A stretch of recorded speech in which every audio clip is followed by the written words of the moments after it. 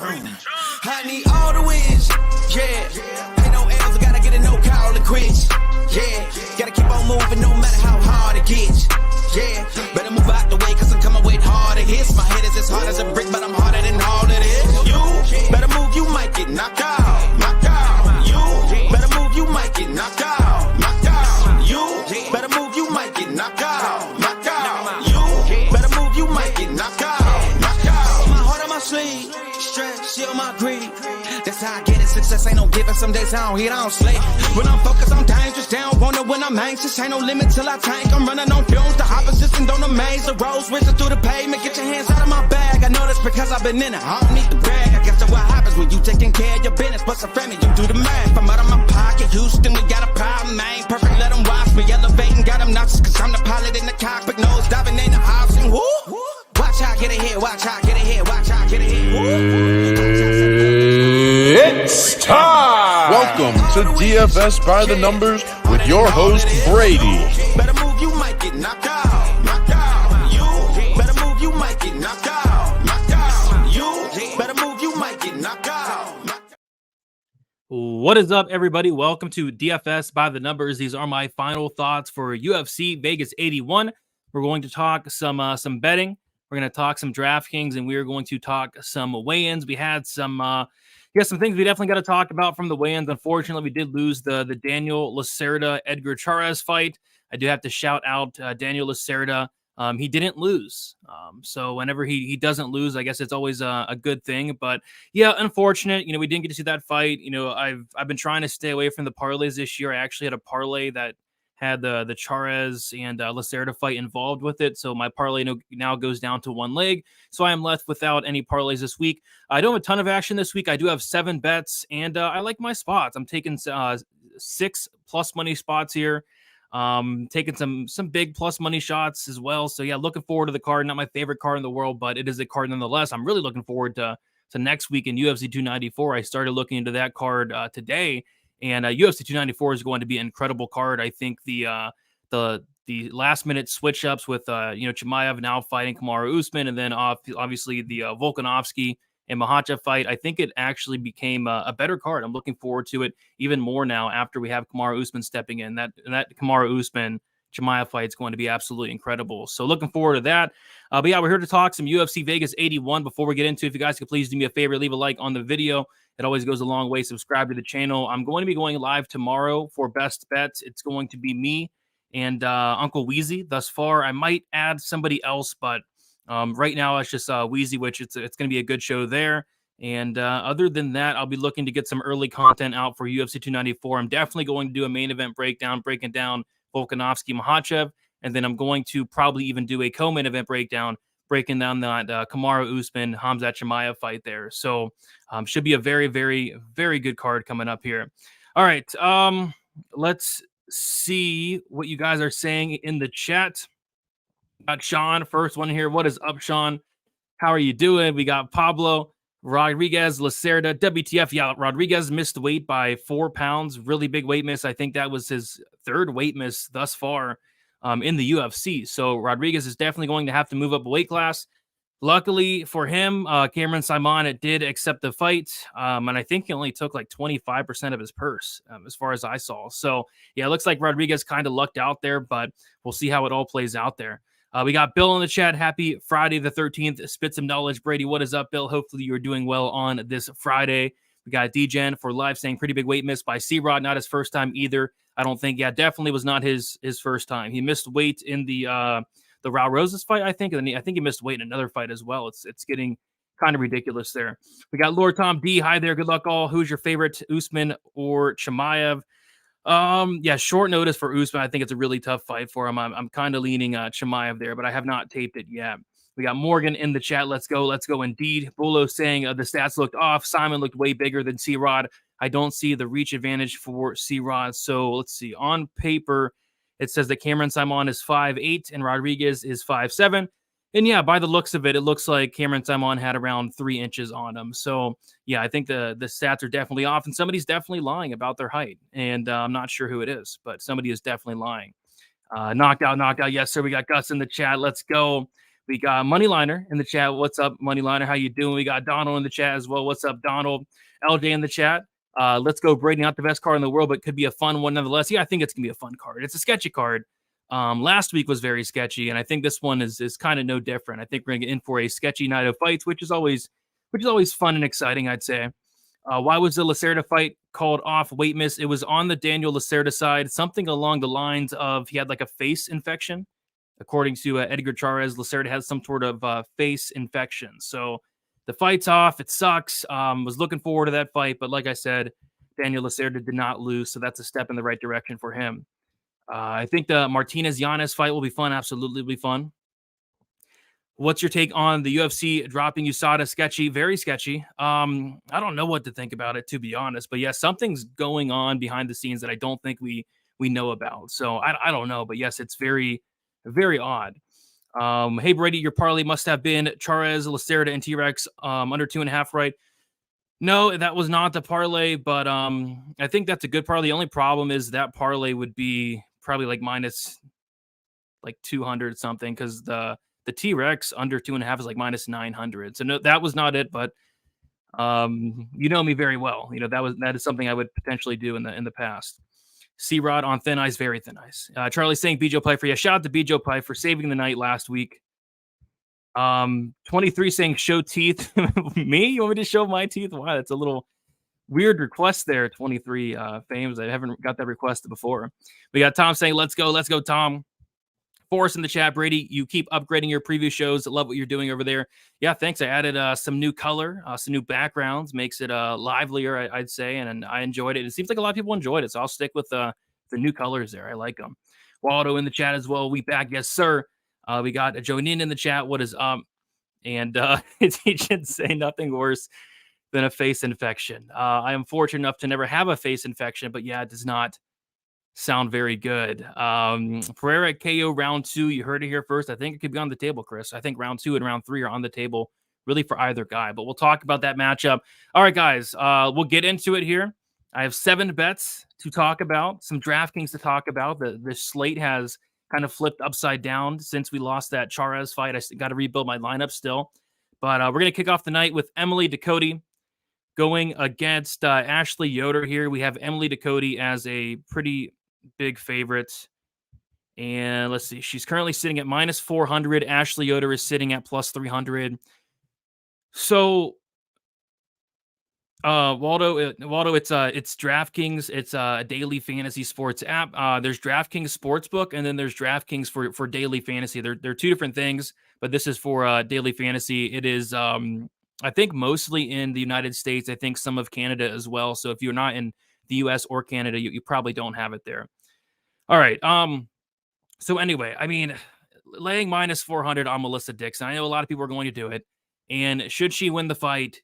Yes. But you got to think to yourself, what could go wrong laying minus 400, which is an 80% probability there? What could go wrong laying minus 400 on Emily Ducote in a fight that is heavily favored to go to decision? And then we got to, trust the corrupt, blind, terrible judges to get it right, who probably aren't even watching the fight. We also have to trust Emily Ducote, who, quite frankly, I don't think is that great, but should she win this fight? Yes, she should win this fight. In theory, she has good takedown defense. She should be able to keep it on the feet, and she should be the better striker. But again, minus 400, there's no value there. I mean, it doesn't really add much, if anything, to a parlay. I mean, it's a pretty easy pass for me. And then you go look at the props, and Emily Ducote by decision was where I lean. Emily Ducote by decision is like minus 170. Like a lot can go wrong laying this price tag here. So I mean, the pick is Emily Ducote by decision.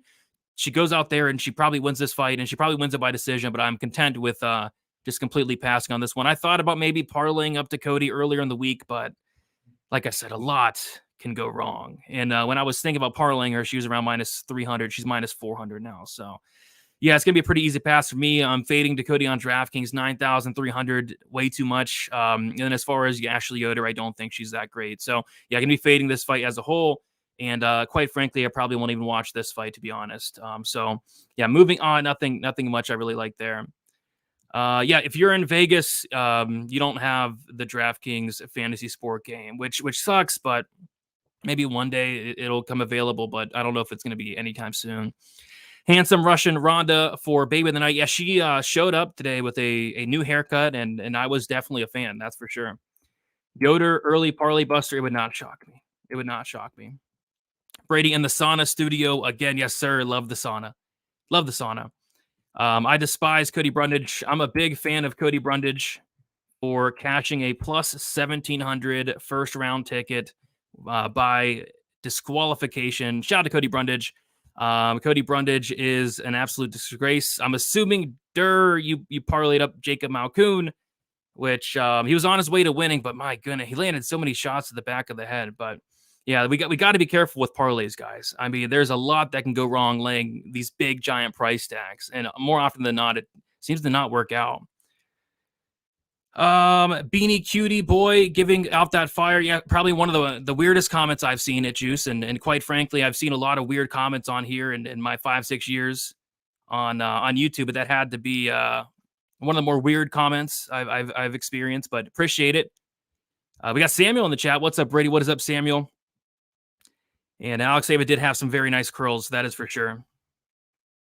Your picks from last week were gold, bro. I don't know if you're trolling because they weren't. But last week I went up plus 3.05 units. Got a lot wrong, but the one that mattered was Joe Pyfer sub and then Joe Pyfer sub 2. So it's been a good last couple weeks. Hit Joe Pyfer sub 2 last week. Hit Cody Brundage round 1 3 weeks ago. Hit Daniel Zellhuber sub 2 4 weeks ago at Noche UFC. So these last 3 weeks have been very, very good. So yeah, my picks last week were not gold. So I don't know if you're trolling or not, but yeah, it was a good week for betting. I can't complain. Do you ever bet specific submission props? I hit Piper by arm triangle. Heck yeah, plus 1,600 last week on my first ever sub prop. That's love to hear that. It was only $10 bet, but still not bad. Yeah, there you go. There you go. Have I done it before? Yes, I have done it before. I forget which fight I did it on, but I have done it before. I think it might have been Parker Porter by Kimura. Parker Porter by Kimura. I think that's what I bet before, but it's not something I do often. You excited for next week? Absolutely. I'm more excited for next week than this week, but that's not really a hot take. We got Tone Vegas in the chat. What is up, Tone? How you doing? Moneyliner saying, I think the under on the Cody is a sneaky play with Yoder coming off a big layoff. It could be. I don't know. I know a lot of people are taking the Dakota to get the finish. It's just Ashley Yoder. She has fought some solid competition, 8 losses. She has never been finished. So Dakota would be the first one there. Need some help with some prize picks. Yeah, we could talk some prize picks. There are a couple spots sticking out on prize picks there. Ben saying over under 3 or more. Over under 3 more Daniel Lacerda fights in the UFC.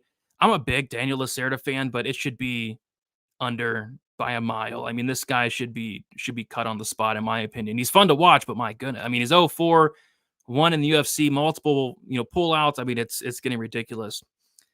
And Charlie saying, I'm going to be at UFC 294 next week. Heck yeah, dude. Was so sad when Dubronx was out, but it was a blessing in disguise. Yeah, I'll be honest. I feel like one of the few people that was actually looking forward to the Oliveira Makhachev fight more. A lot of people really like the Volk fight, which I do. I think it's a good fight. But I really wanted to see Oliveira Islam rematch there. But I think Kamaru Usman replacing Paulo Costa made the Chimaev fight much, much better. So yeah, blessing in disguise, I guess you could say. All right, we'll move on to the next fight. We got Chris Gutierrez going against Alatang Haley.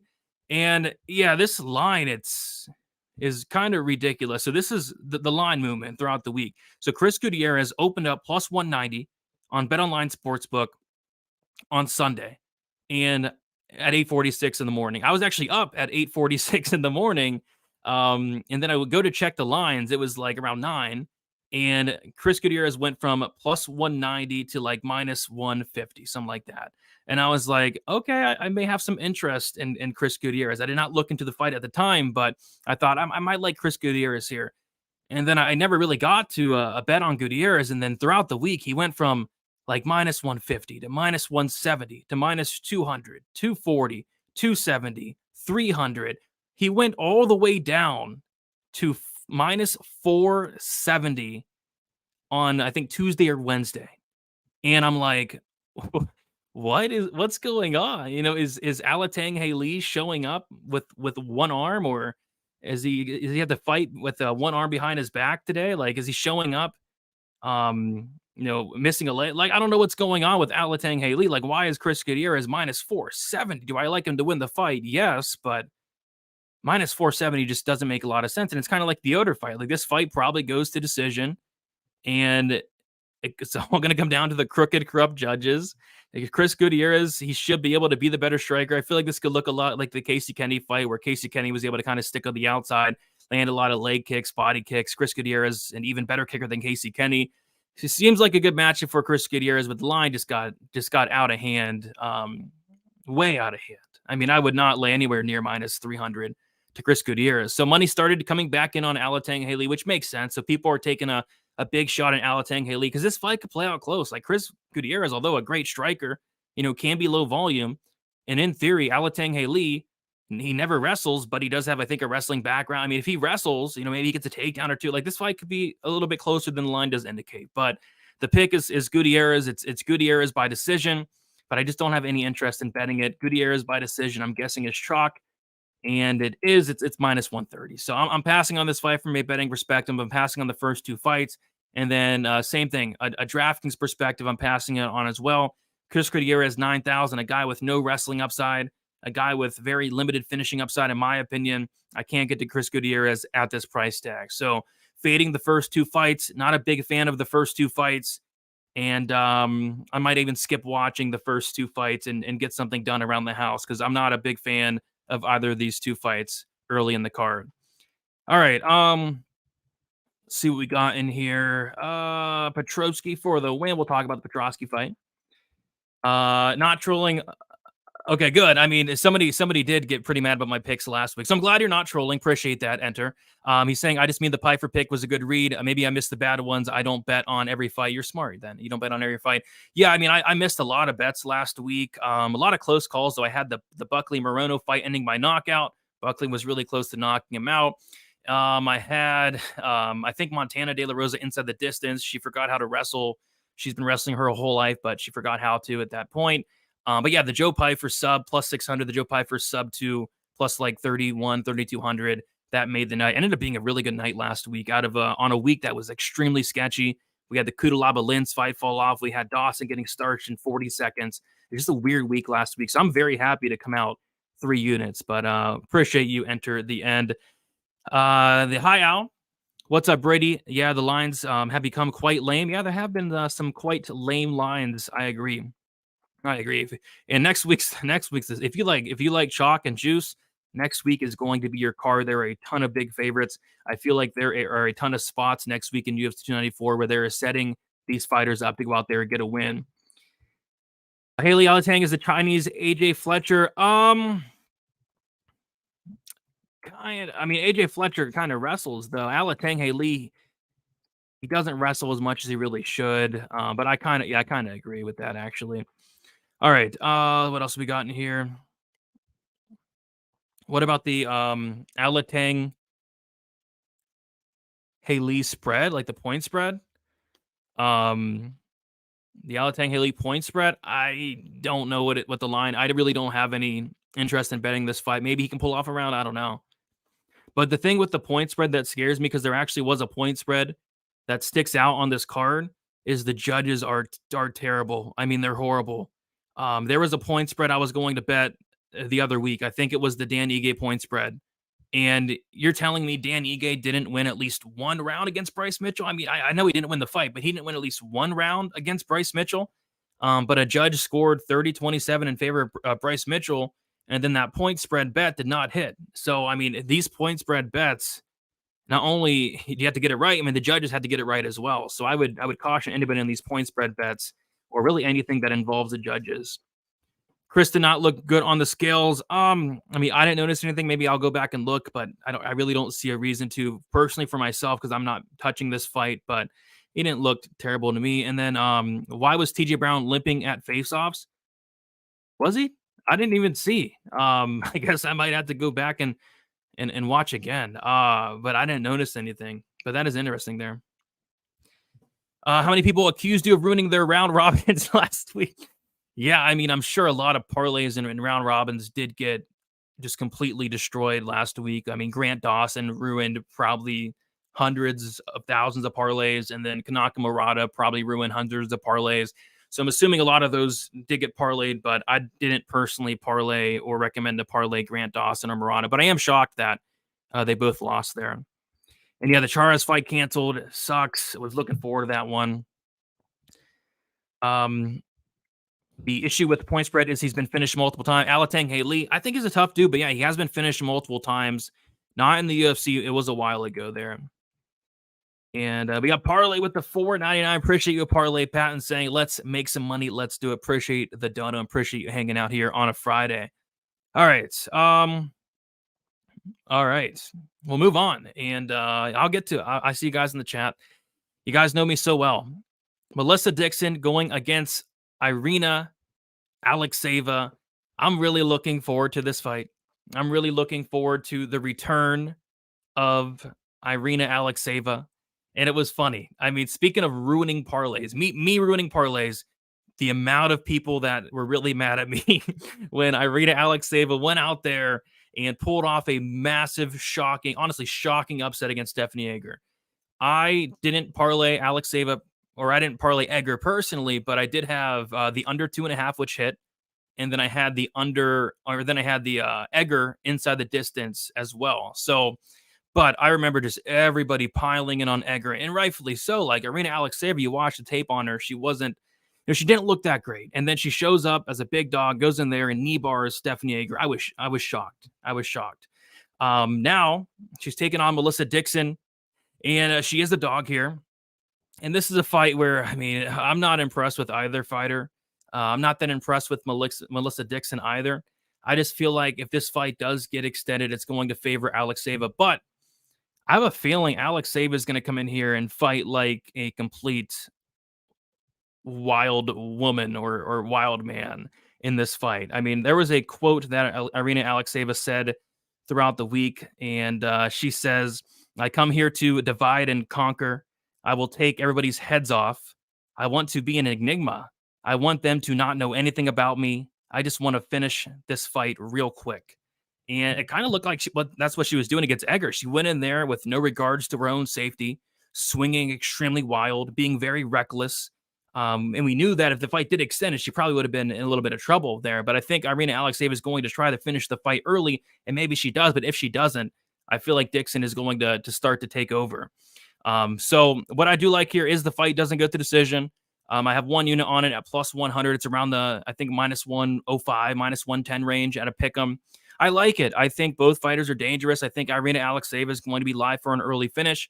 But as the fight goes on, I think that's going to heavily favor Dixon. And if Dixon can get on top of a tired, gassed out Alexeva, I could see a ground and pound. I could see a submission because Melissa Dixon, her ground and pound is very, very vicious once she does get on top. So I think it's kind of Irina early, Dixon late type situation. Give me the fight doesn't go at plus 100. I wouldn't trust either of these fighters.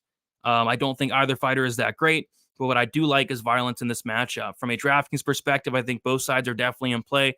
I think this fight's going to be pretty sneaky from a DraftKings perspective. Melissa Dixon, like I said, if she gets the fight down to the mat, gets on top, her ground game looks very good. And then Irina Alexeva is kind of still a wild card. You know, we don't know what we're going to expect out of her. She's wild. She's reckless.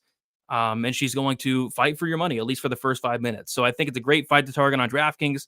And I have one unit on the fight doesn't go to decision at plus 100 there. Should be a very, very fun fight. Is the Rodriguez fight still on? Yes, it is. Yes, it is. And Rodriguez forfeited, I think, 25% of his purse. Thoughts on Alexeva round one? I think that's how she wins the fight. I'm not sure what that line is, and I'm not picking Alexeva, but I think if I were to pick her, it would be to win this fight early on. And let's see what the first round prop on Alexeva. It's like plus 850, which is not terrible.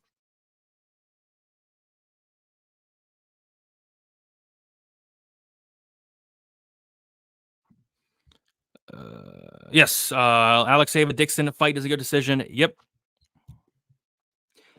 Do you think Murata was a robbery? When I watched it live, I put a live bet on it because I just knew it was 2-0 Valentina. Demopoulos? Vanessa? You thought it was 2-0 Vanessa. Did I think it was a robbery? It doesn't matter what I think. I mean, the fights in the past, and I got a lot of heat for thinking that Murata did win the fight. So Brady had a horrific take on Dawson, number 1 pick.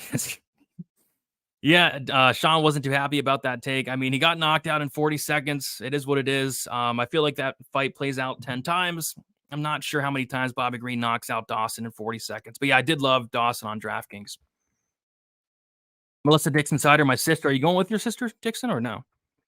Vanessa, I got you. Do you think the hype on is too high on Alex Save because of her last win or no?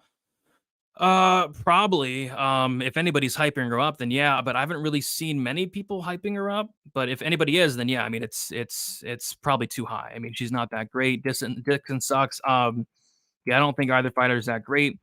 I remember losing big money on Edgar against Alexeva. A lot of people were with you. I actually made money on the fight. I had 2+ money shots on Edgar inside the distance and the under, but I'm sure a lot of people parlayed up Edgar, and I didn't hate it. I didn't hate Edgar as a parlay piece, but yeah, she got subbed pretty easy. Let's see here. I heard Russian Ronda during her last walkout and placed a first round sub prop. Irina is the GOAT. Yeah, she's something. That's for sure. Sloppy violence bet here inside the distance or pass. I like it. Heard it here first. People said to parlay and round robin Irina with confidence. Yeah, I don't know about that one. Simon looked huge. Yes, he did. Man, you should put out a disclaimer that reads, if you're a degenerate gambler, don't blame me for your losing rent. Think for yourself or wear some responsibility, you man-child. Funny you say that, Blown. I was actually considering putting out a disclaimer in my description on not doing parlays more than 2 leg, but people love these parlays, man. So maybe I'll start doing them. I feel like if I gave out some terrible 3, 4, 5, 20 leg parlays, I'd get a lot more views. So maybe I'll give out some 20 leg parlays this show. And yeah, you can. Absolutely, you can. Martinez will be champ one day. Mark my words. He's going to KO Yanez. Wow. I mean, I'm a big fan of Jonathan Martinez, but champion is a very, very strong word, especially in this weight class. That is a very hot take, Mr. John Morgan. That's kind of a silly fight statement because if you look at the whole fight history, Yanez is more durable with more power. Yeah, I don't know what. It's a very hot take by John Morgan there. And Cody Brundage is a bomb. Dare is obviously very still mad at Cody Brundage, and I get it. He cost a lot of people some money there. All right, we'll keep moving on. Then we have Terrence McKinney going against Brandon Marat. And yeah, actually, I have a bet here. So obviously, with Terrence McKinney fight, they're all over it now. The under 1.5 rounds is something ridiculous. The under 1.5 rounds is currently minus 325, like best price, which is ridiculous for an under 1.5. But it hits. I mean, it hits. So it is what it is. The fight doesn't go to decision, is anywhere from minus 700 best price to minus 1100. But a prop that I was looking out for all week, and they took a while to release these props, was actually Terrence McKinney by submission, and more specifically, Terrence McKinney by first round submission. Shout out to, I think it was Couch Warrior on Twitter. He got Terrence McKinney first round sub at plus 600, which is just wild. So I saw that. I went to see if it was still there. It was not. It went down to plus 400. Put a half a unit shot on Terrence McKinney first round sub at plus 400, and that is now down to, I think, plus 300, which I don't hate. I think that is Terrence McKinney's path to least resistance would be the grappling. I don't think Brandon Marat has anything for Terrence McKinney on the mat, whereas on the feet, at that point, Marat, his striking's not bad. He has power, and Terrence McKinney has been knocked out. His durability is a little bit questionable. I think it'd be wise for Terrence McKinney to get this fight down to the mat. So have a half unit on the first round sub, plus 400, beat some line movement there. And then I think this Terrence McKinney in general by submission is plus 200. I don't hate that. I don't hate that as well. Obviously, could it be knockout? Yeah, it could be. But like I said, the path to least resistance for Terrence McKinney's taking this guy down. We saw Marat's last fight against some, terrible. I mean, this guy was like 10-20, something horrible. We saw that guy take down Brandon Marat, get into some dominant positions. Like Terrence McKinney can wrestle, he can grapple, and I would like to see him go to that here. So give me Terrence McKinney first round sub. Terrence McKinney has 4 finishes in the UFC, 2 by knockout and 2 by submission. So I'm hoping he goes out there and gets the sub. It'll be there. It'll be there, but he could also knock him out. So, I mean, pick your poison, Terrence McKinney. Somebody asked him on Twitter, is it going to be a knockout or submission? And his answer was something along the lines of whatever shows itself. So we'll see, but I think the sub is live. It's there. That would be my game plan if I was Terrence McKinney. Let's see here. Oh, and Terrence McKinney on DraftKings, my highest exposed fighter, 9,500, and that's going to have to go up because Charles is out. I'm going to have a ton of Terrence McKinney, and then I'll also sprinkle a little bit of Brandon Marat because if Terrence McKinney does not finish Marat in the first round, it's going to get very bad very quickly. And then lastly, don't parlay up Terrence McKinney at minus 600. That's ridiculous for a guy that has 5 minutes of cardio. So with Terrence McKinney round 1 sub, half a unit, plus 400. Let's see here. Dixon and Yusuf parlay 1.7 units to win 3 units. I wouldn't parlay either personally, but I think it hits. Dixon really worries me, and then Yusuf kind of worries me early on. Davey Grant, toy with him, LMFAO. He will never touch the belt. Yeah, I mean, like I said, I like Jonathan Martinez, but him being champion is a very, very hot take. If you get flatlined by Davey Grant, you'll never be champ. Just saying. Yeah, I don't think so. Chalky 5 leg at UFC 94. Yeah, next week is chalky at the very least. Very, very, very chalky. Lots of setup fights. Hi, Al. Cody Brundage round 1 KO was my favorite bet I ever placed. It was a fun bet. I mean, it probably pissed a lot of people off, but yeah, I mean, Cody Brundage got it done. He got it done. My favorite bet this year, man. My favorite bet this year, I think the most excited after cashing a bet this year was Nate Landwehr submission in the second round against Austin Lingo. I think it was plus 3,300, something ridiculous. And I think that was the most excited I've got was that Landwehr sub too. Don't worry. Some people picked Blood Diamond and Turkali the other week. Yeah, we all have bad picks. I mean, everybody has bad picks. I have bad picks. Everybody has bad picks. McKinney is the closest thing to a guaranteed on this card. Again, calling somebody a guarantee with only 5 minutes of gas is not ideal, but yeah, he should go out there and win. Forget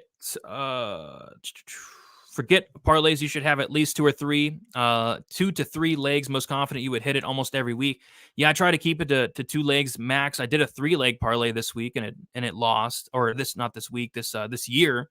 And it lost, but I've been doing pretty well on the 2-leggers this year. We got Jason in the chat. What is up, Jason? How you doing? We got Patrick saying Terrence is a bit too hyped. His fight IQ isn't great. Now, I don't know, thinking a Dawson replay here. Hey, it could happen. It can happen. I know Bet365 is one of your favorite books to use. Have you seen their new bet builder feature, same game parlays? I haven't done it yet, but I have seen them. I messed around with a little bit of it the other week. I forget what I was trying to put together. I was trying to put together something, but yeah, Bet365 is probably right now my 3rd favorite book. Bet Rivers is my favorite book by far right now. FanDuel's up there, even though they're kind of sucking and getting lines out, but FanDuel's a great book, and Bet Rivers, Bet365. Draftkings is decent as well. That's like saying Charles Oliveira will never be champ. Comparing Charles Oliveira to Jonathan Martinez, never thought I'd see it. Yeah, Aaron saying first parlay I ever did was 25 on a 14-fight parlay and won 14 grand. Heck yeah. So yeah, I'm addicted to parlays. Do a couple for us. Thank you. MMA Guru helped me out on that one. 14 legs is ridiculous, dude. Congrats on that. Those are hard to hit. I did a 12-legger at I think it was UFC 266. I think it was 266 in Vegas. I was 11 for 12. The one leg that didn't hit was I had Omar Morales against Jonathan Pierce. So I was really close to hitting a 12-legger there. I think the biggest leg parlay ever hit was like 8 legs, but I don't do it much. I really don't. We got D-Man. I'm here. I won putting the house on Dober. Now the house is on to Cody. So you bet one house to win another house. And now you're putting on to Cody. There you go. There you go. Dakota all the way. Yeah, she should win, but the judges might think otherwise. I'm going to have my biggest wager of all time next week. Hamzat and Islam plus 101. I agree with that parlay. Feels like I don't know. It feels like it's too easy. I actually think some of these lines might come down, though. I feel like there's got to be some people coming in on Kamaru Usman. And then I feel like there's going to be some people on Volk. So I think some of these money lines are going to come down there. Is chalky a good or bad thing? I mean, it all depends. I personally this year I've been trying to stay away from laying juice, laying chalk, laying a minus number more often than not. I've been focusing on going the plus money route a lot more than usual, and it's paid dividends. Like I'm having the best year of my life by far. I'm up plus 69 units with a 21% ROI. I think I can bring it up here. And there's my chart. And I think I started making some changes right around, it was like there, around 279. I was on a bad losing streak. I was on like a 6 or 7 event losing streak, and it was terrible. I thought it would never end. And then I changed some things up.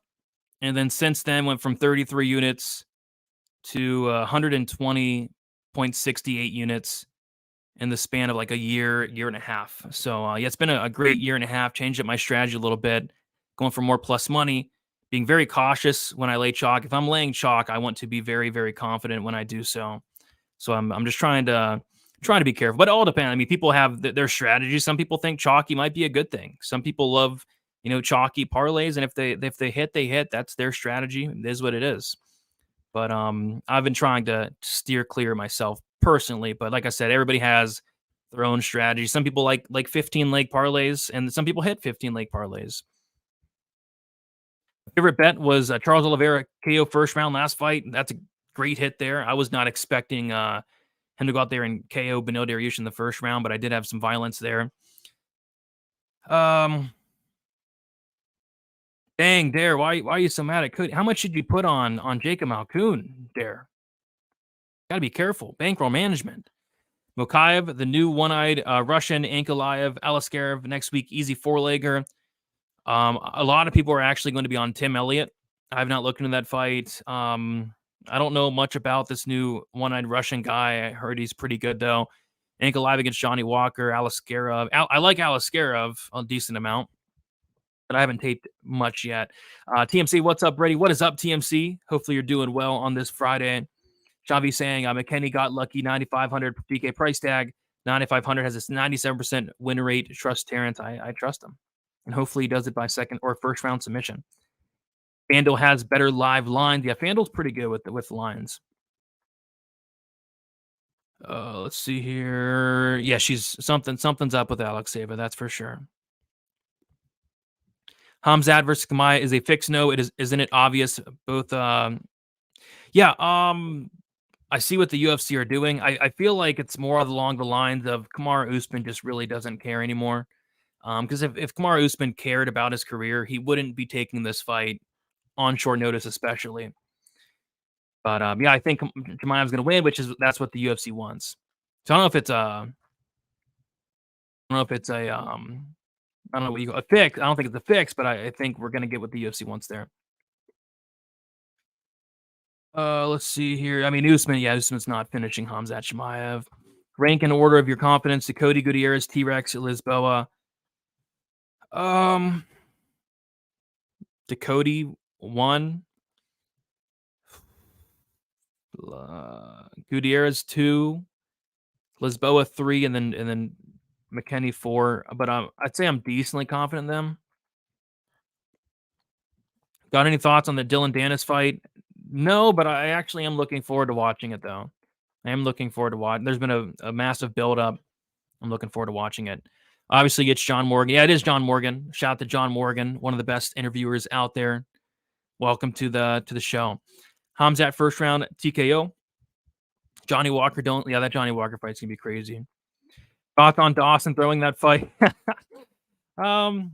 I don't think he threw it. I just think, and this is MMA. I mean, crazy things happen. We've seen even crazier things happen than that.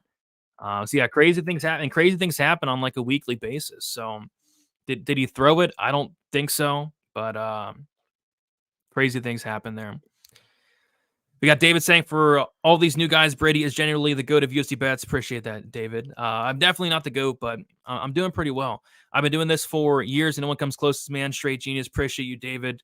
The kind words do go a long, long way there. Any chance he retires if he loses Usman? No, I don't. I don't think he retires. Do I think Elkins retires? No, but he should. Elkins should not even be fighting this Saturday. Elkins should be done. But I feel like he's not going to retire. All right, and we got DB in the chat. What is up, DB? And that is absolutely true. You cannot trust either of these guys. So give me, I forget which fight we're on. Oh, yeah, we're on the Lisboa Ravena Oliveira fight. In this fight, I'll be honest, guys, this fight sketches me out. It really does. And here's why. I went and watched the tape on Oliveira, and there's not a lot of tape out there available. But from what I saw of Oliveira, I thought she looked completely atrocious. I was shocked that she was coming into the UFC, and I thought, why would the UFC sign this lady? And then I went into Tapology and I saw that, Lisboa was supposed to fight somebody else. And I was like, oh, okay, makes sense. You know, she's coming in here on short notice replacement. That makes sense, because I'm not sure why the UFC would even consider signing her. So I didn't think she looked great at all. I was very unimpressed with really every aspect of her game. But then I see people like betting Ravena Oliveira. I see people betting Ravena Oliveira. I'm like, man, am I missing something? Am I missing something here? And I don't know if it's a fade on Lisboa or what, or if there's just some footage I was not able to see. I think that's what it might be, because I was only able to watch like 2 or 3 fights. So maybe there's some like secret footage that I'm missing. But from what I've seen, I don't think Oliveira is that great. But this fight sketches me out. This fight, you know what this fight feels like? This fight is kind of giving me like Tamara's Vidal vibes, right? Where we overhyped the crap out of Tamara's Vidal for going out there and beating an absolute bum in Ramona Pascual. And then Tamara's Vidal comes in against an unknown and just looks terrible. So Lisboa goes out there, she beats Jessica Rose Clark, and now she's minus 300. So I kind of get why people might be taking the shot on Oliveira. I didn't even think about it. But at the same time, I'm not laying minus 300 on Lisboa. This is one of those spots this week where I'm going to get a couple comments. Lisboa ruined my parlays. You suck. Unsubscribed. I mean, I can see it now. Lisboa ruins parlays, and it's my fault. So I think Lisboa wins, but I'm kind of sketched out on this fight. I really am. There's a ton of missing information on this fight, on really both fighters. You know, beating Jessica Rose Clark, it's an okay win. It's an okay win. And then Oliveira is just a completely unknown. We know nothing about her. So, and this money line's coming down a little bit. Like I said, people are betting on Oliveira, which is very interesting, because I don't see it. I don't see it. What I thought about, I mean, a spot that I had circled this week, was the fight doesn't go to decision, the under 2.5 rounds, but they are all over it. I mean, this is a female bantamweight fight, and they're making us lay the juice here for a fight doesn't go to decision, and I'm kind of sketched out about it. Like, I feel like, I don't know. I feel like Lisboa should win this fight. She should go out there and submit Oliveira. But then again, we don't know anything about Oliveira. So this is a fight I'm just going to stay away from. Violence, if anything. It was a spot that I highly did consider, but it's a fight that I'm content to just not have any money on. I think the books did a really good job at, pricing these violence lines. They're all over it. I really do think that. A lot of people actually like the overs in this fight, which is definitely contrarian in my opinion, considering, all of these ladies' fights, they have finished inside the distance. But yeah, it's just going to get passed for me. From a DraftKings perspective, I like Lisboa 9,400. I feel like she should go out there and win this fight and do it in dominant fashion. And I like her a lot more, especially after Chares is not fighting anymore. And then as far as Oliveira, I'm going to sprinkle a little bit just due to the fact that, like I said, I'm kind of getting Tamara's Vidal vibes here. So I think Lisboa gets the win, but for the love of God, let's not lay minus 320, 350 on her this week. There's just way too many unknowns. All right. What do we got here? The Ankalaev fight has me worried after his title chance, he should beat Walker, but I have a feeling Walker might sleep him. He could, like, Walker's like, this is the light heavyweight division. Like, Walker could sleep him, but I don't know. I do lean Ankalaev, but I'm pretty sure he's a pretty big favorite there. Lisboa gave up her neck super fast to Norma Dumont with no resistance. Yes, she did. That fight was a long time ago, though. I believe Lisboa is Weezy's ass shaving of the week. Shout out to Weezy. Yeah, it is. Shout out to Weezy. Weezy will be on the show tomorrow. That actually surprised me. Weezy did swear off having WMMA fighters as ass shaving. So Weezy went back to the well there. So we'll see. I think she should, but I don't know. Let's see here. I think I should skip this weekend. What do you think? It's not the worst idea. The worst idea. That fight was hard to watch. Which fight are you talking about? The biggest female upset I can actually see happening this week is Jennifer Maia losing. This is a must-win for Araujo. Yeah, I could see it. I could see Araujo pulling off the upset. I could see Irina Alexeyeva pulling off the upset. Ashley Yoder pulling off the upset would be quite surprising, though. And then, like I said, Oliveira pulling off the upset would be quite surprising as well. WMMA can't never get it right. No sweat. It's it's never a sweat. F it. I put Lisboa in my Super Mega Max 10-legger parlay of the week. Heck yeah. I might do a 50-leg parlay when we get off of here. The female women's fights ruining the parlays reoccurring incident. I mean, it happens a lot. It happens a lot. It really does. Lisboa should win, but damn, 9,400 on DraftKings. Oof, it is a hefty price tag to say the least. Lisboa into the distance next. I think so as well, but I can't get there. I think the best price on Lisboa into the distance is -105. You got Marcel in the chat. What is up, Marcel? Comparing Grasso to Jennifer Maia is not accurate. Maia is active and high output. Grasso waits and lacks physicality. Yeah, we'll talk about that co-main event. I mean, that's my least favorite fight on the card. Let's see here. Lisboa Oliveira is like a contender series fight. I agree. I actually think Lisboa could be decent, but I kind of agree. I think this card is stacked. Why is it so much hate? I haven't seen anybody hate on this card, James. I don't think I've seen anybody hating on this card from a fan perspective. I mean, this fight card should be fun. Yeah, this fight card's gonna be fun to watch. MMA Jesus in the chat. What is up? What route do you see Simon most likely winning if it does? I think it's going to be like a back and forth, very close competitive fight. I think we're going to get some strikes, some grappling, everything in between. Just a close decision. I don't see really either guy finishing in that fight, but we'll talk about it.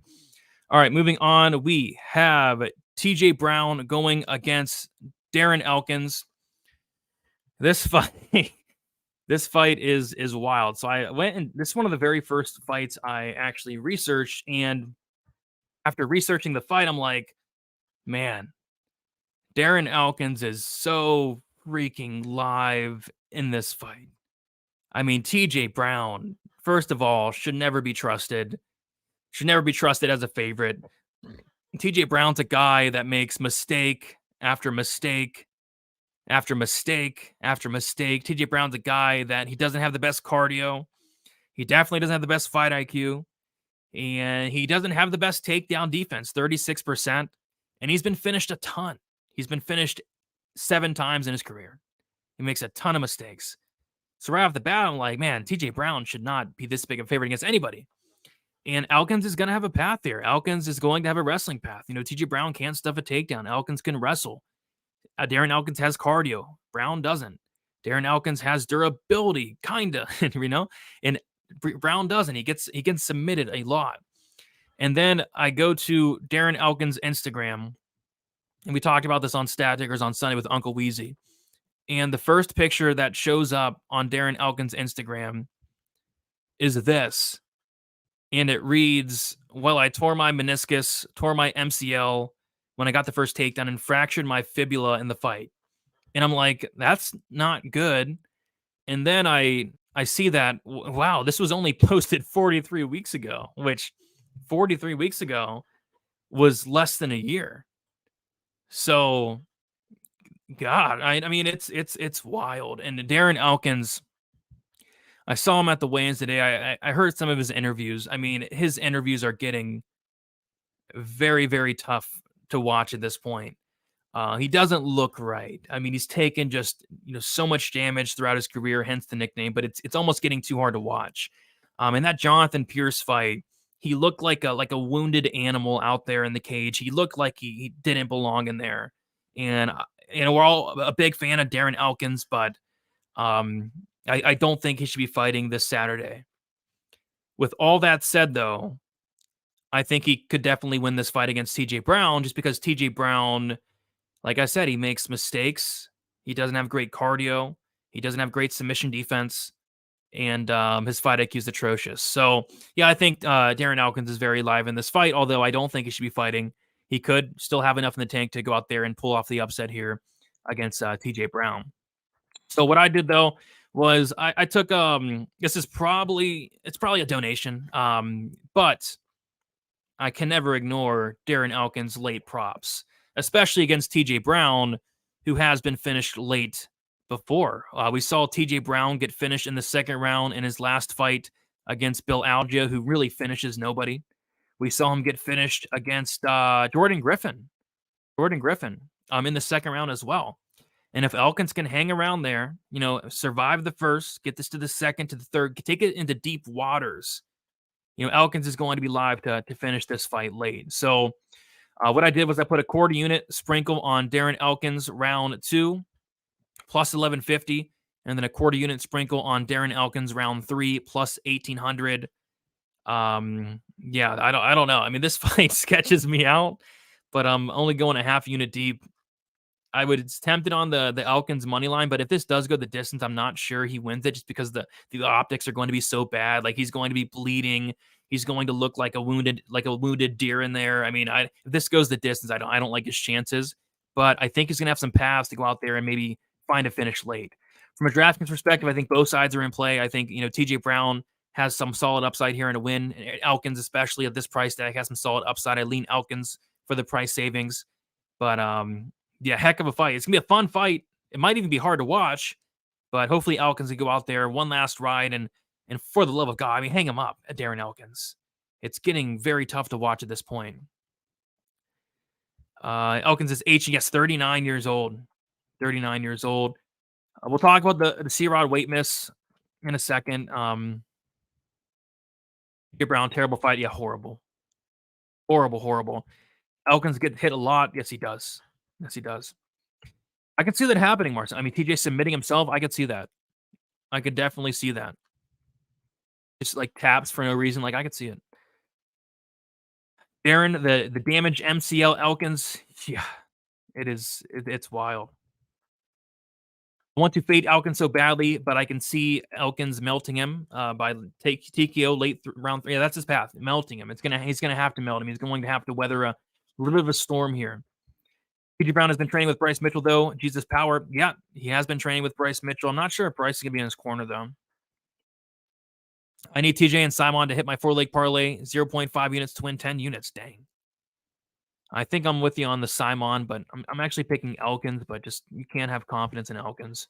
Darren Elkins, round 2 and 3 sprinkles are a must for me at 1,100 and 1,800. Even TKO, 2 and 3 at 3,000 and 4,000. Tempting, but decision is possible.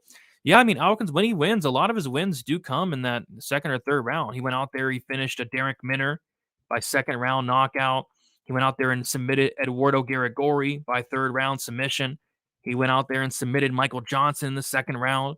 Went out there and knocked out Mirsad Bektic in the third round. So 4 of his 5 last wins have came inside the distance and have came in the second or third round. We got Pick'em in the chat. What is up, Pick'em? TJ Brown versus a recent wheelchair close fight. It's a close fight.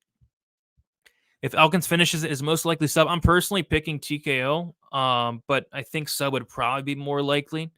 But I could see like a TKO type situation. But yeah, he could also sub him. Let me see. So Elkins' last 5 or 4 finishes, he subbed Michael Johnson, he subbed Garagori, he TKO'd Minner, and then he went out there and TKO or KO'd Mirsad Bektic. So it's like half and half. It could be either one. Yeah, the Charas fight is canceled. Real man do hundreds of small parlays. If that is true, then I guess I'm not a real man then, because I don't do that. David saying love these round props. Yeah, me too. I mean, I think they're worth a sprinkle. I think they are. I mean, I mean, it looks like a wounded deer out there. It's hard to, like, I went back and watched that Pierce fight. I'm like, I can barely look at it. It's like, you get this guy out of the cage, man. I actually think Elkin's fight is a good decision. Is a good bet. I don't think it's a terrible bet. I agree. Elkin's at 1.5 to be elite. Yeah, he's gonna bleed a lot. He's gonna bleed a lot. Elkins and this guy isn't. Elkins and this guy aren't even UFC caliber no more. Next, define UFC caliber. I mean, we have some terrible fighters in the UFC. I just can't imagine Elkins even properly training for this fight. I agree. Do you think if TJ wins, he'll shout out Cupids? He better. He better. He actually has decent BJJ. Only finish I see is Elkins 2 or 3 or TJ early. I agree with that. He does have good BJJ, but he's been submitted like 6 or 7. Like, he's been submitted a lot. Which a lot of that has to do with fatigue. All right, and I agree. TJ's no Jonathan Pierce, 100%. And I agree that Elkins has some value on him, but we'll see. There is always a vacant job at Cupid's Lingerie for TJ Brown. I could see it, dude. I mean, he can go out there, sell some lingerie. I could see it, absolutely. Even though TJ Brown has terrible fight IQ, don't take away his wins. He's beaten some good guys.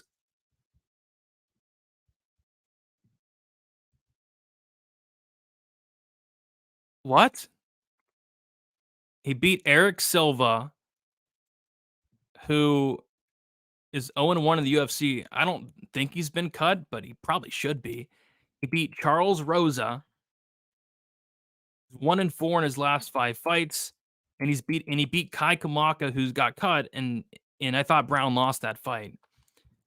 I don't know, man. I don't know, Pasha. I don't know. That's a heck of a comment there. That is a heck of a comment there. I don't know.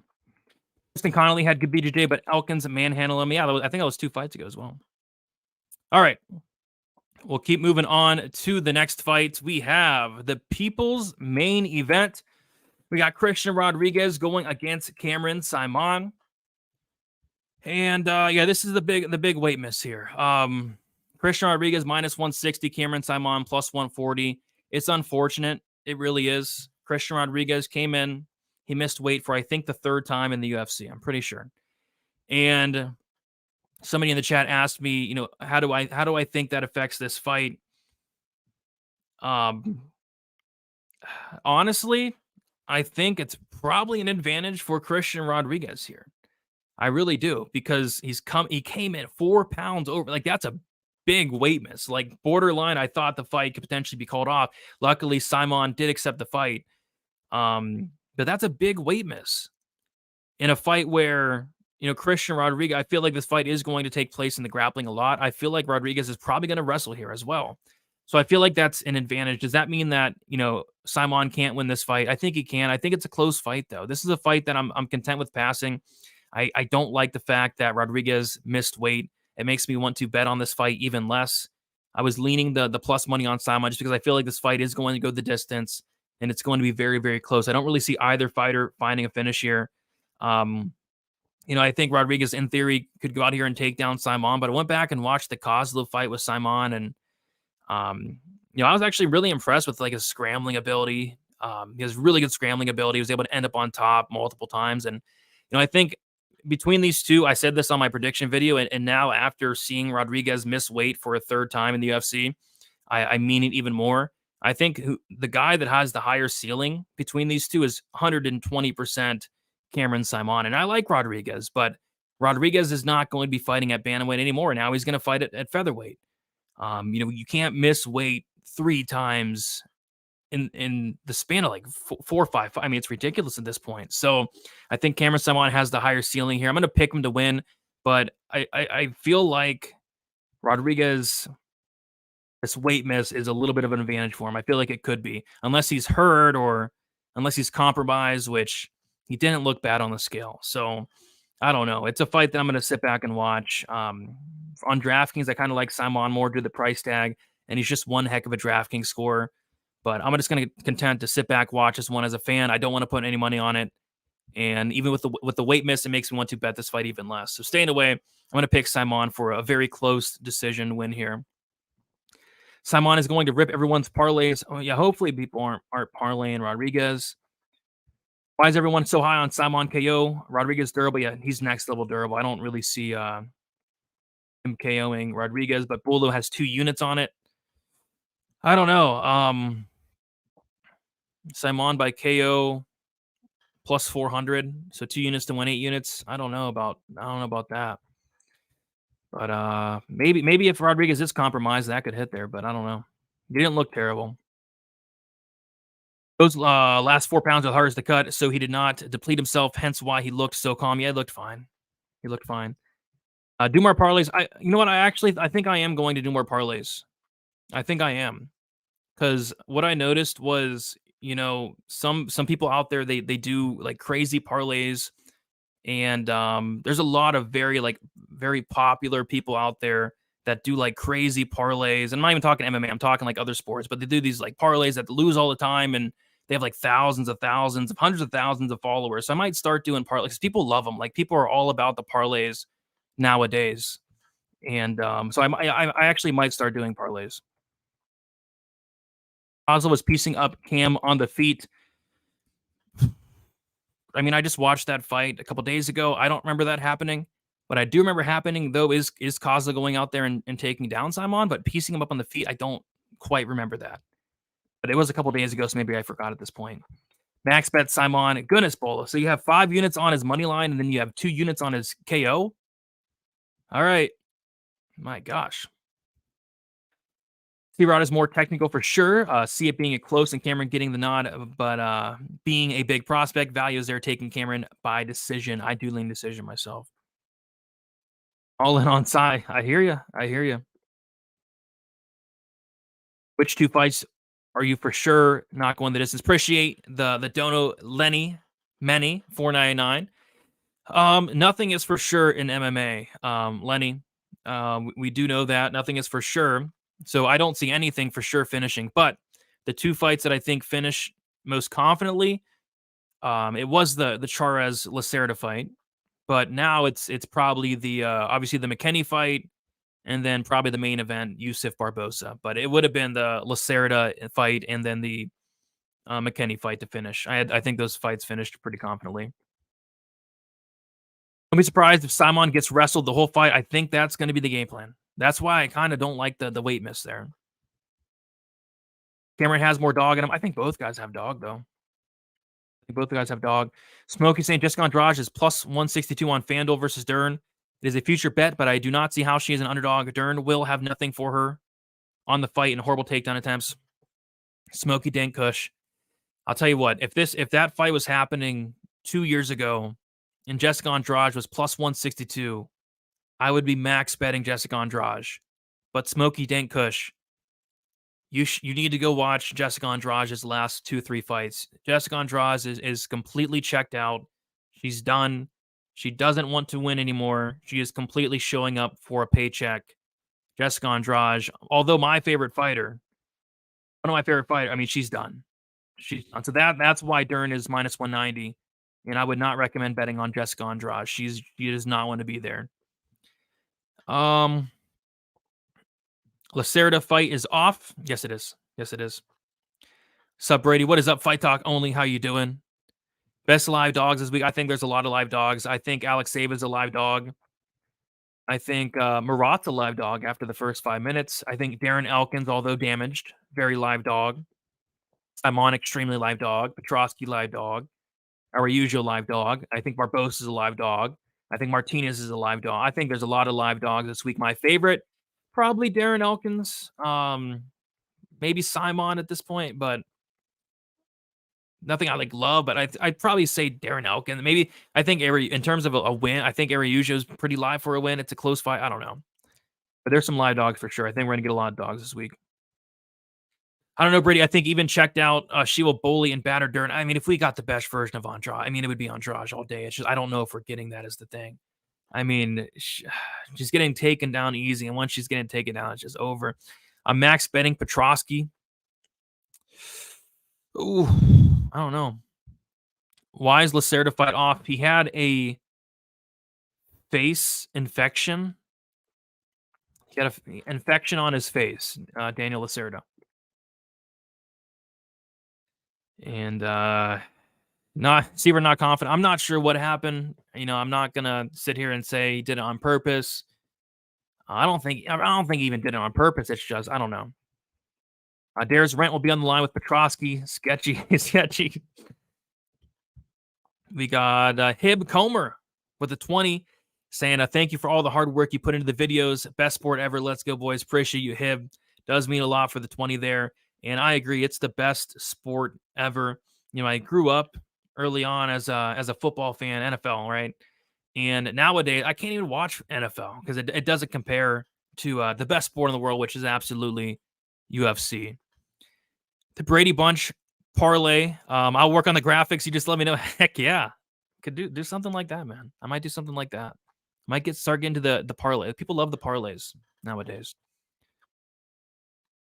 Here, I can't pull up some of these comments you're putting out, man. Petrosky has a super sus chin. Pereira looks to be the bigger guy and a bigger guy on the feet. We'll talk about that fight next.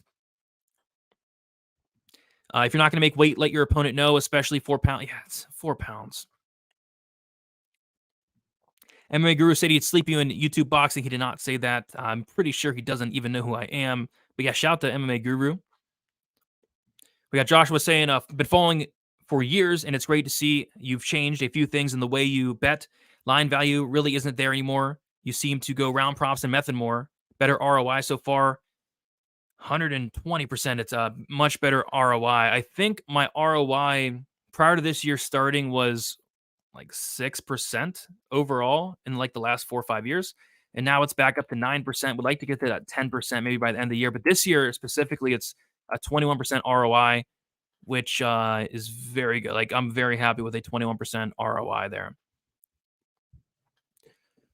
We got David saying, I don't mind some cheeky parlays. If you were to put the most confident 3-leg with a fun, could happen. 5-leg would be interesting. Yeah, I might do some of that, and I can do one there for you, David, since you did donate, and I appreciate the 10 there. So on my website, I do a Hail Mary parlay, which is anywhere from 4 to 6 legs, and I did put one out this week. So I'll kind of do a variation of that. I think that the fight doesn't go to decision in the main event. Barbosa is a solid parlay leg. I think the under 1.5 in the McKinney fight is a solid parlay leg, or if you want to get more risky, the McKinney round 1 in general, minus 200. What else? I think that even like the Lisboa fight doesn't go to decision. And yeah, this card is sketchy for parlays. What was another one that I liked? I think the Cody's a fine parlay piece. Like I think the Cody's a good parlay piece. I think Gutierrez is a good parlay piece. But they are wide. But at the end of the day, I think they win. So Cody, Gutierrez, main event fight doesn't go. McKinney under 1.5 or McKinney round 1. I think those 4 legs are solid there. Was it herpes? I don't know. I mean, I don't know. I'm not a doctor. Pereira's gonna win. Don't bet Petrosky. I am betting that fight, and I'll talk about what I'm doing for it. Appreciate you, Joshua.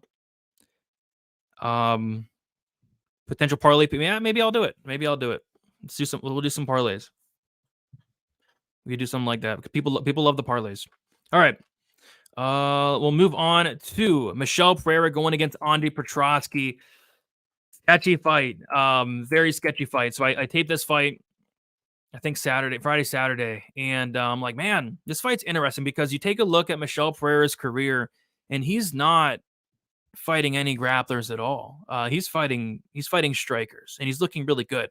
But yeah, Santiago Ponzinibbio, striker. Andre Fiallo, horrible. And a striker. Nico Price, striker. Chaos Williams, striker. Salim Imadaev, terrible. Striker. Diego Sanchez was washed. He lost that fight. Danny Roberts, striker in Chinny. And the only grappler he fought was Tristan Connolly back in 2019. And I remember that fight like it was yesterday because I was very high on Michelle Pereira on DraftKings. I think it was like probably 9,400. And I had a lot of them. I had to have. Thought there was no chance that, Tristan Connolly, a featherweight, would come up on short notice up 2 weight classes and pull off the upset, but he did. And I went back and watched that fight, and Tristan Connolly was just out grappling Michel Pereira, second round, third round especially. And in that third round, like Connolly looked like he was about to get Michel Pereira out of there. I mean, it was just a very bad look. And since then, like I said, he hasn't fought grapplers, just strikers. Now he's taken on Andre Petroski, who's a middleweight, and Andre Petroski is coming in this fight short notice, which is a big concern for me, to be honest, because whenever I think of Petroski, the cardio is always a concern with Petroski. He's a guy that looks exhausted. Even in like late first round looks exhausted, but second and third looks exhausted. But he's one of those guys that, although he looks exhausted, he's able to fight through that fatigue, and he's able to finish fights late. Multiple third round finishes for Andre Petroski in the UFC. And then what I said, the short notice is scary though, because he was training at Bang Tao in Thailand. But I heard in an interview with Petroski, he said that he did not go to Thailand to train. Actually, he went to Thailand for a vacation, and he just so happened to get some work in with those guys. So he's actually going there for vacation. So he's coming in off of vacation to fight Michel Pereira, which is a tough matchup. So what I like in this fight is going to be, I think it's a sneaky spot. So initially, I lean, and I still do slightly lean. I lean Petroski to win this fight in the third round. But I could also make a case for Pereira winning this fight in the third round. I think this is going to be just a sloppy fight where both guys get super tired. And I think we're live for a late finish here in the third round. I don't know who it's going to be, but I think a third round finish is very much on the table. We got a striker versus grappler matchup. Petroski, if he can get on top, he's dangerous, especially late. And if Michel Pereira is able to stuff the takedowns, if Petroski starts gassing out, I mean, the striking's not really close. So I feel like both guys are live for a late finish here.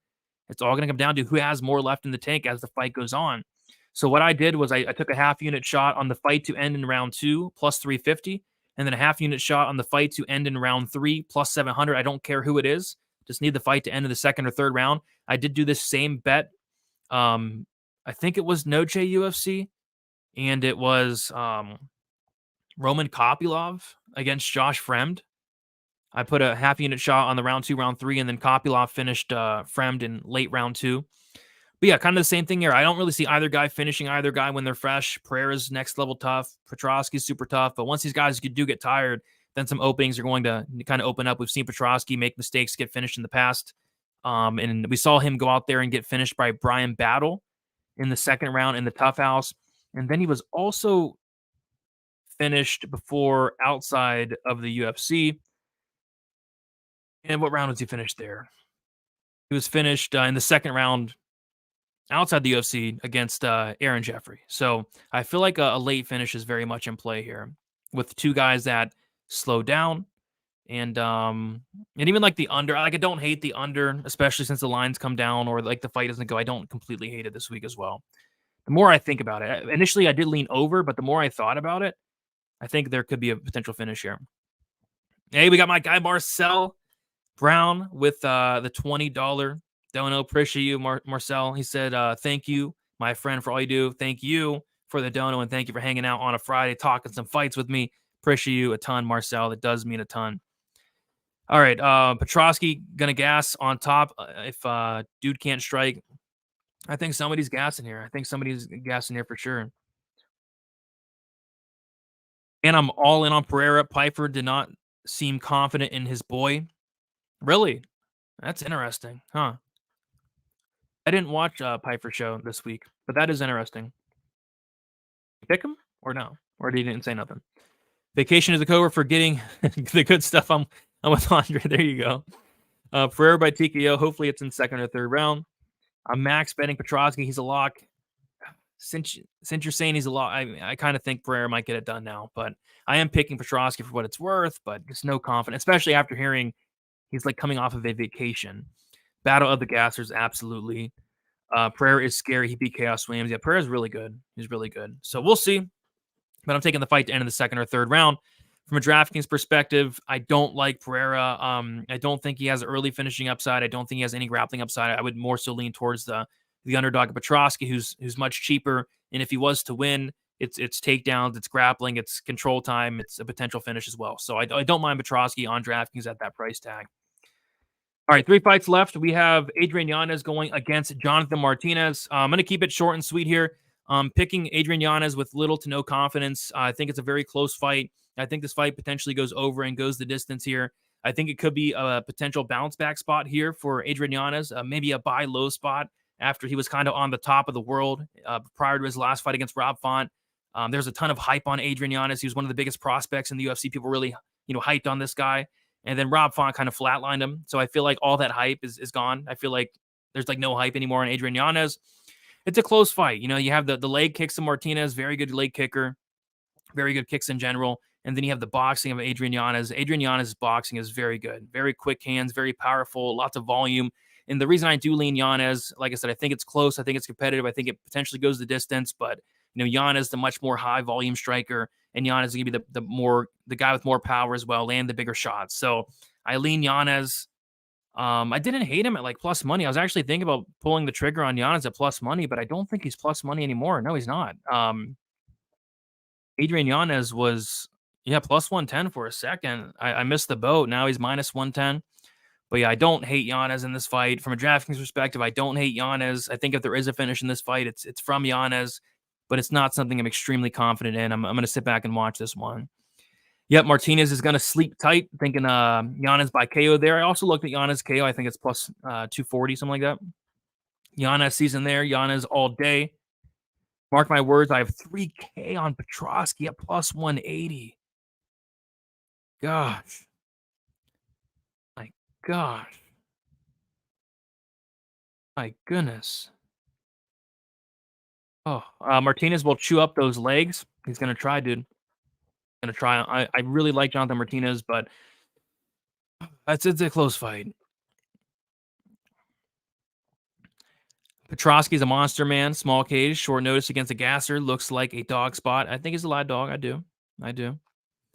I'm big on Yanez finish only at minus 130. I looked at that as well. I think it refunds at worst, same. But Martinez kind of dusty. Yeah, I mean, getting knocked out by Davy Grant, definitely not good. But at the same time, Yanez got knocked out by Rob Font, which is probably worse. Yeah, but I agree with you, though. I think if there's a finish, it's more likely on the Yanez side. He's making you want to play Petrot. Maybe you tail him. Maybe you tail the dude. I mean, he has 3K on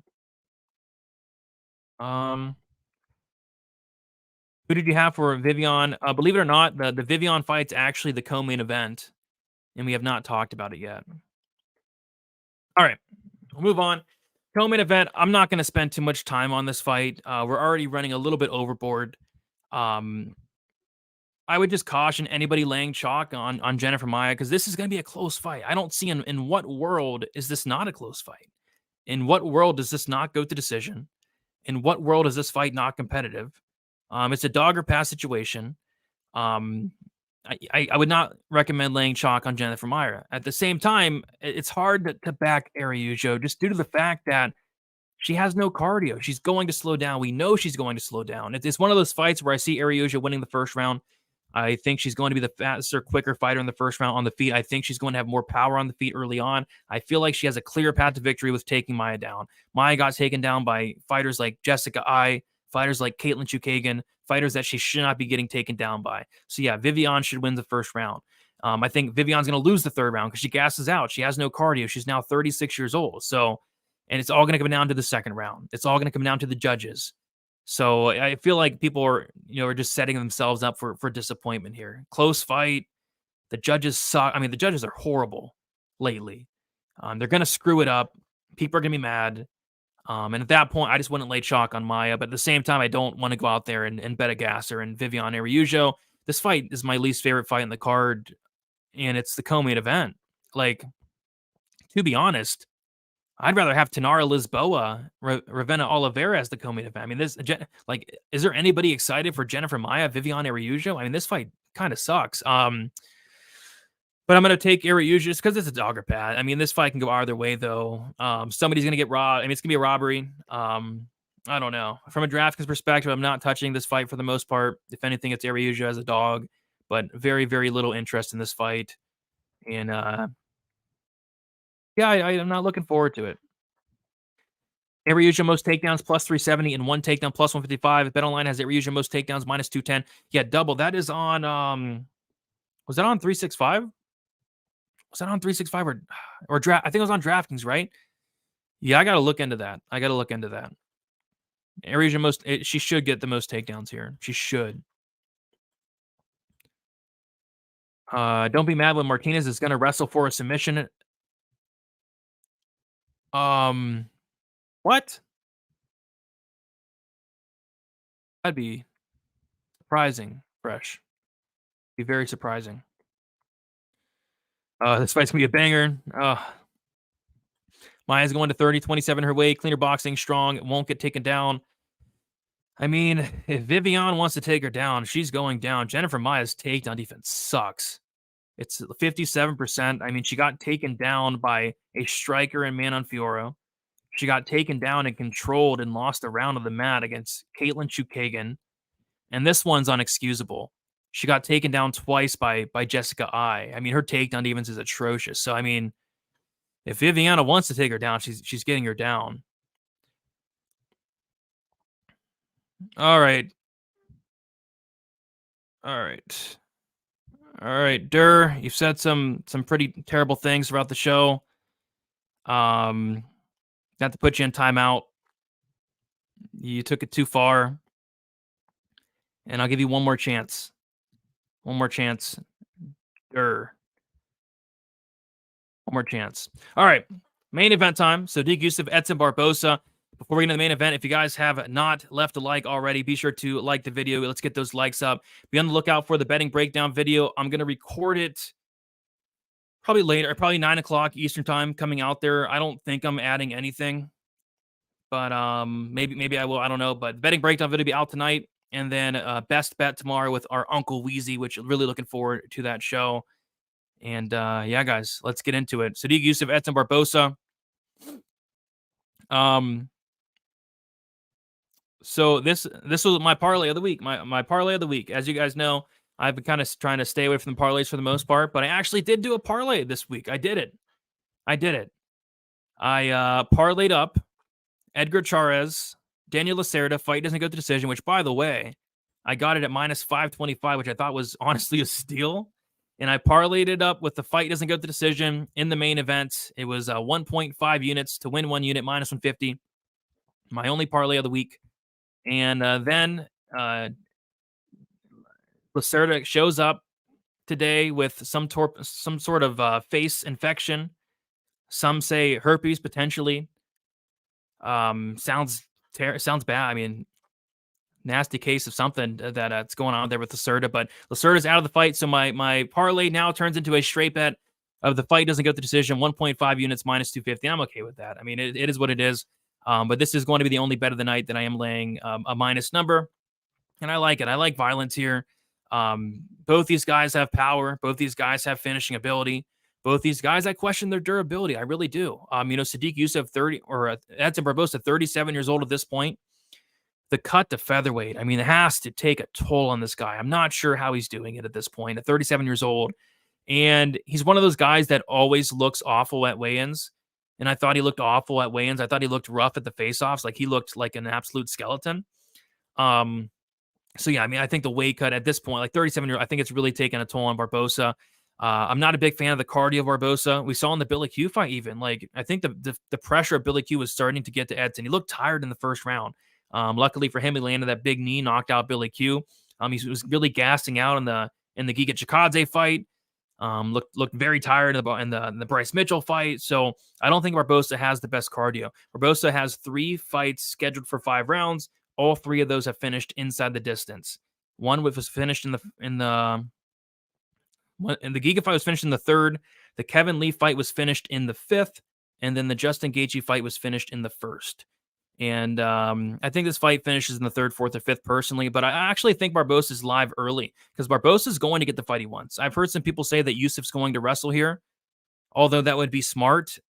I really don't see that at all. Sodiq Yusuff's been in the UFC for 5 or 6 years. He's completed 1 takedown. So yeah, I don't really see Yusuff wrestling. I think these guys are going to stand and bang until one man falls. And I don't think Yusuff has the best durability. We've seen him hurt multiple times in the UFC. Arnold Allen dropped him twice. Gabriel Benitez hurt him really bad in the first round. And Barbosa's no joke on the feet. He has a ton of power. But as the fight goes on, I think Barbosa's going to start to slow down. And I don't trust the durability, the cardio of Barbosa at this point. And I think Yusuf finishes him late. So I like the fight doesn't go. That's my biggest bet of the night. 1.5 units on the fight doesn't go, minus 250. It was a parlay. Parlay's gone thanks to Daniel Lacerda's face condition. But yeah, I'm fine with that, though. I'm fine with it. I do like the fight to finish here.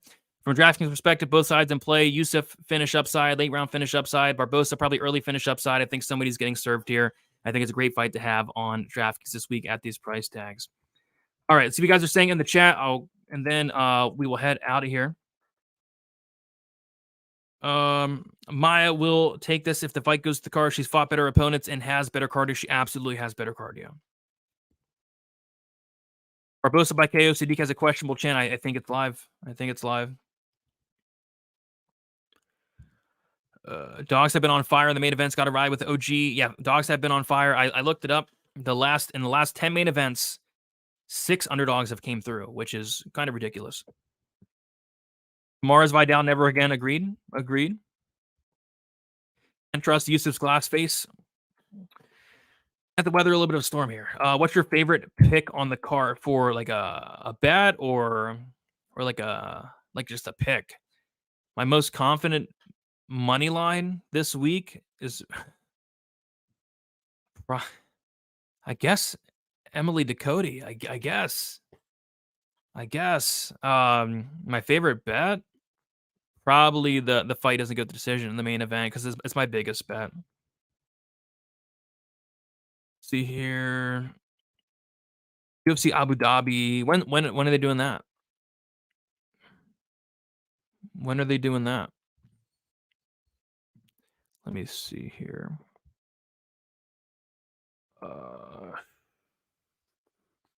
Martinez usually decision here. Keeps on the outside so we can win a decision.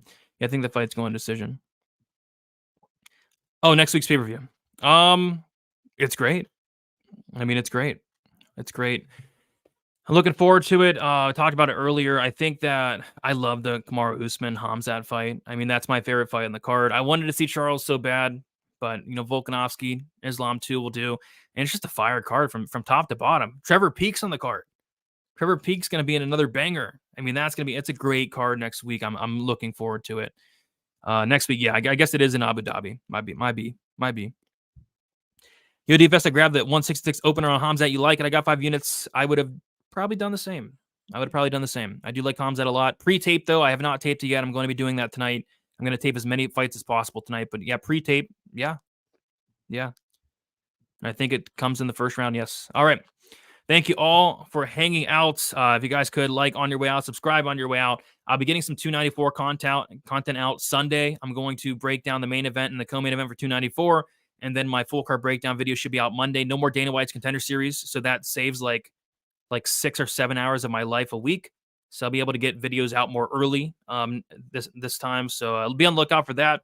And be on the lookout for the betting breakdown video, the best bet show tomorrow. And best of luck, everybody, for UFC Vegas 81. Another sketchy card, but it should be fun. It's a good card. Just bankroll management is key. And most importantly, enjoy the fights. Best of luck, guys. Talk soon. See you.